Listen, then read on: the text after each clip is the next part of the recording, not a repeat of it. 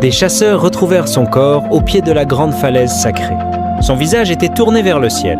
Ses yeux étaient ouverts, comme s'il avait vu quelque chose d'horrible avant de mourir. Le village entier parla d'un accident.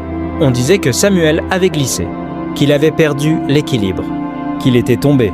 Mais lorsque sa mère lava son corps avant l'enterrement, ses mains commencèrent à trembler. Autour du cou de son fils se dessinaient clairement de longues marques sombres, des traces de doigts. Quelqu'un avait serré. Quelqu'un avait voulu sa mort. Elle voulut parler. Mais avant qu'elle ne dise un mot, Daniel entra dans la pièce. Le lendemain, Samuel fut enterré derrière la maison royale, là où reposaient les anciens chefs de la famille. Tout le village pleura son héritier disparu.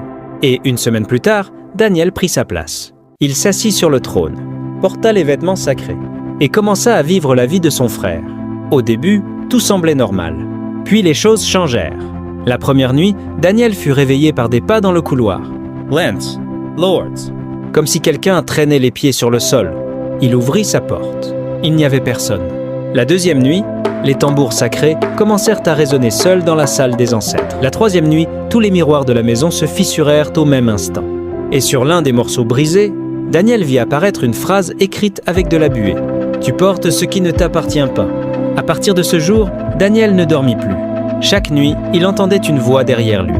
Toujours la même, toujours plus proche. « Rince-moi ma place ». Daniel commença à perdre la raison. Son visage se creusait. Ses mains tremblaient. Il évitait de regarder les gens dans les yeux. Même les anciens commencèrent à murmurer « Un esprit marche dans cette maison ». Puis arriva la nuit de la grande pluie. Le tonnerre secouait le village lorsque la mère des jumeaux entendit un cri terrible venant de la salle du trône. Elle courut. Les serviteurs coururent. Les anciens arrivèrent. Et ils trouvèrent Daniel à genoux devant le trône, en train de pleurer comme un enfant. Ses vêtements étaient ôtés couverts de boue. Ses yeux fixèrent le vide. Et devant lui, sur le sol, apparaissaient lentement des traces de pas mouillés. Une seule personne pouvait laisser ces traces. Quelqu'un qui revenait de sa tombe. Daniel se mit à hurler. Je ne voulais pas le tuer. Je voulais seulement sa place. La salle entière devint silencieuse. Personne ne respira. Puis Daniel leva lentement le doigt vers le trône et murmura. « Ah, il est assis là !» Mais quand tout le monde regarda, le trône était vide.